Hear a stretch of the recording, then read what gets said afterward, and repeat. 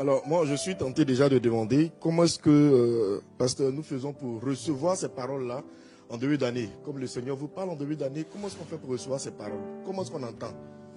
Comment ça se passe? Alors, bon, c'est une bonne question. Il faut savoir, c'est un enseignement que j'ai déjà donné, je rappelle. La Bible dit, je vais trouver la référence.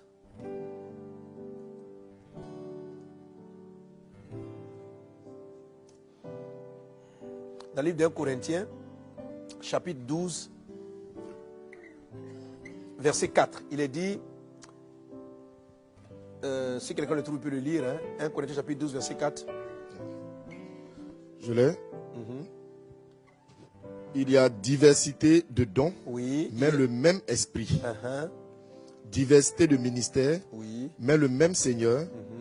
Diversité d'opérations, mais le même Dieu qui opère tout en tous. Amen. Alors, il y a diversité d'opérations. C'est quoi une opération? C'est une manière de fonctionner. Donc, dans les dons spirituels, il y a différentes opérations. Ta question est de savoir comment est-ce que je reçois. En fait, vous recevez, comme vous avez une onction prophétique, vous recevez cela en fonction d'un mode opératoire avec lequel l'Esprit procède avec vous. Ok? Il y a plusieurs modes opératoires. Je vais demander à l'équipe de la régie de nous redonner l'arbre prophétique. Voilà. L'arbre des différents modes opératoires prophétiques. Bon. Si vous l'affichez, hein, comme je suis à Abidjan, je suis en décalé, excusez-moi, hein, voilà, il faut que je sache que c'est là. Alors, là tu es en train de voir l'arbre des différentes opérations prophétiques. Hein, les pasteurs, si vous ouvrez le direct, vous allez le voir. Alors, les différents modes d'opération prophétique, c'est une étude que j'ai déjà faite et c'est une étude qu'on a faite, que j'ai faite après que l'Esprit m'ait orienté à aller voir les différents termes et noms qui sont utilisés dans les modes d'opération prophétique. Parce que quand vous lisez la Bible et vous lisez particulièrement l'Ancien Testament, tu vas remarquer que l'Esprit du Seigneur opère différemment d'un pasteur à un autre. Tu vois, il y a d'un pasteur, d'un prophète à un autre, il y a différents modes opératoires. La première personne dans la Bible à qui a été attribué le titre de prophète, c'est Abraham. Et lorsque Dieu va appeler Abraham mon prophète, Dieu va utiliser le mot hébreu Nabir. On va l'appeler Nabir. Donc c'est un Nabir. Amen. Et puis plus tard, on va découvrir encore d'autres termes qu'on utilise pour décrire les modes opératoires. Donc c'est à partir de ces différents termes, il y en a encore d'autres, de ces différentes terminologies que j'ai écrit, j'ai fait dessiner cet arbre. Amen.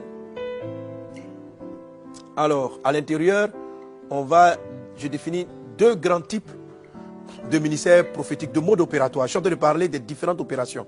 Donc, à la question du pasteur Stéphane, de savoir comment est-ce que je fais.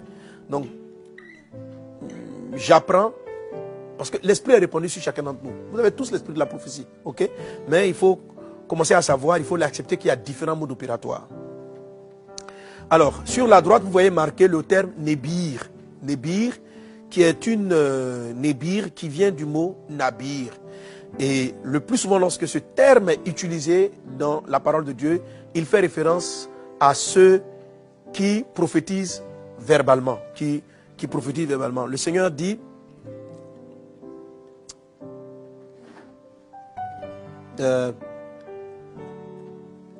il dit à ce type de prophète-là qu'il a mis sa parole sur leur bouche. Amen. Voilà.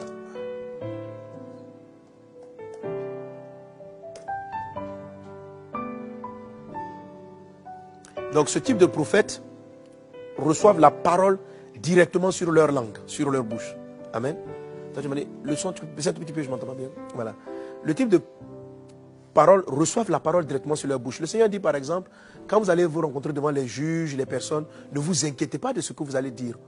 Dites au moment même ce que je mettrai sur votre langue. Moi, généralement, l'Esprit procède ainsi avec moi.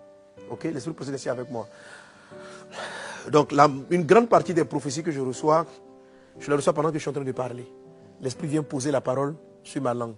Donc, les types de prophètes qu'on appelle les Nébirs sont des prophètes, reçoivent des prophéties, souvent même en prêchant. Donc on va aller plus dans ce sens-là des prophètes qui exhortent par la parole, fortifient par la parole. Voilà. Mais quand vous les écoutez prêcher, vous les écoutez parler, leurs paroles sont vraiment à propos. Ils disent par l'esprit, ils dévoilent des choses cachées.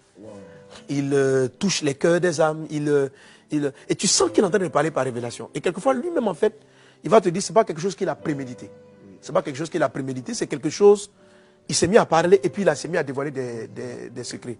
L'apôtre Paul, dans le livre de 1 Corinthiens chapitre 14, lorsqu'il présente un peu le don, il dit d'aspirer au don de la prophétie. Il dit, si quelqu'un arrive dans l'église et que la parole en langue est interprétée, il dit, les paroles, les pensées de son cœur sont jugées. Elles sont jugées juste par des paroles. Donc, le type de prophète Nébi, vous le verrez plus comme des prédicateurs, comme des enseignants prophétiques, ou des personnes qui exhortent et que pendant leur exhortation, les âmes sont réellement touchées. Donc, si le Saint-Esprit opère avec vous de manière prophétique ainsi, il ne faut pas le sous-estimer. Quand vous voulez, l'année va venir, bien tu veux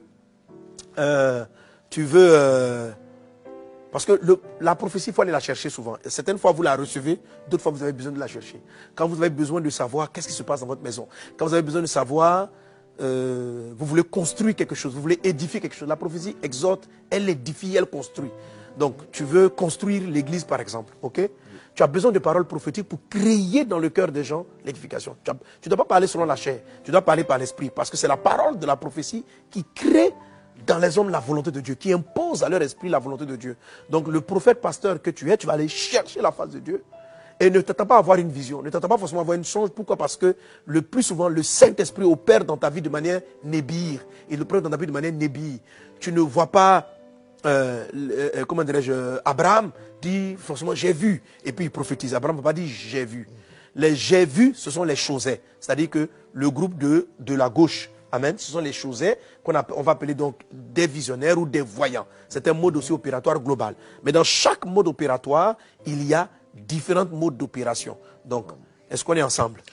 Amen. Amen. Amen. Parce que je sais que tu prophétises. Toi, tu es plus Nébir ou l'autre côté? Pasteur, Dieu m'a fait la grâce d'exercer dans les deux domaines. Tu vois aussi. Oui. Mais bon, on se cache dans la peau du Père.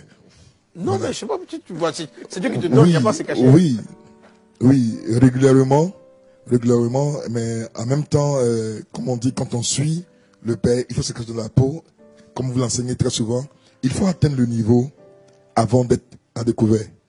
Et tant qu'on n'a pas atteint un certain niveau et qu'on est à découvert, on peut mourir précocement. Ok, donc tu vois. Ainsi, Donc, la question, je vois, et je relate aux personnes individuellement, mais pas publiquement en fait. Ok, d'accord. Pasteur Stéphane. À mon niveau, je vois. Dieu m'a fait la grâce de voir. Tu as beaucoup plus de vision. Donc j'ai affaire ici. Alors, donc vous qui... Il faut savoir qu'il ne faut pas... La Bible dit que c'est l'Esprit Saint qui opère comme il veut. Donc vous ne pouvez pas dire, non, comme moi je suis catégorie Nébi, c'est des paroles que je prophétise, je vais me fermer aux visions et aux songes. Voilà. Moi, personnellement, je suis plus de côté Nébir. Donc, quand je me tiens, par exemple, à la traversée, d'abord, qu'est-ce qui se passe? Avant, sachant que je vais aborder une nouvelle année, sachant que je vais commencer une nouvelle dimension avec la communauté, je me retire, je vais chercher la face de Dieu. Je fais comme Habakkuk le dit en Habakkuk chapitre 2, verset 2. Je monte sur la tour pour voir ce que me dirait le Seigneur. Amen. Je vais donc chercher la face de Dieu et je vais dire, bon, papa, tu m'as établi pasteur, prophète en Côte d'Ivoire et dans le monde. C'est que tu as une parole pour les nations, tu as une parole pour l'Église. Donc je vais chercher cela dans la présence de Dieu. Et la dernière fois comme ça, chercher pour le 31, les premières choses que je reçois, c'était vraiment des exhortations personnelles. Donc je reçois des paroles me concernant. Donc j'ai plein de notes. Et jusqu'à la traversée, je n'avais rien. Pratiquement pour la nation, pour le pays, pour le monde. Je n'avais rien. Tu vois. Donc quand c'est comme ça, je ne m'inquiète pas, je continue de prier. Je cherche juste sa présence sur moi. Une fois que je sens qu'elle est là, je sais qu'il va parler. Wow. Et au moment où je me tiens sur l'estrade, où j'ouvre la bouche, ça peut venir. Donc ça peut venir avant. L'année dernière, comme ça, les procès sont venus avant. Donc j'en ai écrit plusieurs. Cette année, ça m'est venu, pratiquement la plupart des choses sont venues avant. Ok? Alors, dans les types de prophètes, donc Nébi, vous avez le type de prophétie qu'on appelle les prédictions. Vous le voyez dans l'arbre au-dessus qu'on appelle des prédictions. Amen. Voilà. Ce sont des paroles. Les prédictions sont des paroles prophétiques qui annoncent le futur. qui disent ce qui va se passer. Toute parole prophétique n'est pas une prédiction. Les paroles prophétiques de prédiction vous disent Dieu m'a dit, ou bien tu es en train de parler à quelqu'un, tu dis va dans tel endroit, il y a ceci qui t'attend là-bas. C'est une prédiction. Tu lui dis il faut faire attention, etc. Tu prédis. Mais généralement, les prédictions sont une prédiction est très souvent ce qu'on a étudié la dernière fois dans la catégorie des arrêtés ou des décrets. Voilà. Les prédictions annoncent ce qui va arriver. Donc les arrêtés, ce sont des prédictions fixes qui ne changeront pas avec le temps. Mais du futur, on voit le futur, ok?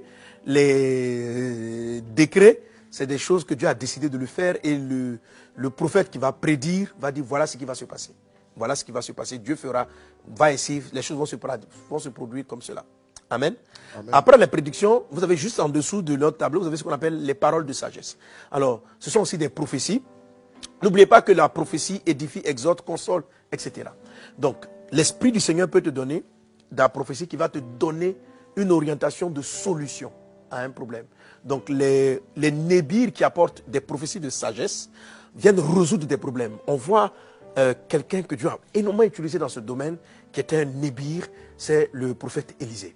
Le prophète Élisée est d'une grande catégorie de nébirs. Élisée était différent, même en termes d'onction, en termes d'opération, il était différent de son père spirituel, Élie. Il était différent de son père spirituel, Élie, même si les deux étaient des nabirs, nébir, un peu plus. Ok? Élisée, ce qu'il déclare arrive. Et il amène des solutions. On vient lui dire, l'eau est impure, le pays est impur, soit sous impurité. En même temps, il dit, bon, amenez-moi une assiette de sel, amenez-moi une assiette, mettez-y du sel, allez renverser à la source. Vous voyez? Donc, il a une parole de prophétie, mais qui vient dire qu'est-ce qu'il faut faire pour résoudre un problème. Donc, la prophétie aussi fait ça. L'esprit de prophétie, si vous voyez que, par exemple, quand Élisée vient, la dame lui dit, mon mari, le prophète, est décédé. On n'a plus à manger, on ne sait pas comment faire. Regarde. Vous voyez très rarement Élisée en train d'aller prier Dieu. Oui. Or, il prie. Oui. Il dit par l'esprit de la prophétie, il dit à la dame, il dit, mais bon, voilà, ok, rentre chez toi à la maison. Qu'est-ce que tu as à la maison? Elle dit, j'ai un vase d'huile. Il dit, prends ça, tac, tac, tac, tac, tac, tac, tac. Et en même temps, il annonce la sortie du problème. Comment elle va sortir de sa crise. Donc, vous voyez que c'est une parole de prophétie qui ne vient pas pour prédire un futur, mais qui vient pour donner une solution à un problème. Que Dieu te remplisse de ce type de prophétie. Alléluia. Donc, Amen. Les nébirs excellent dans cela. Vous avez les paroles de foi. Vous avez aussi ce qu'on va appeler les paroles de connaissance. Amen.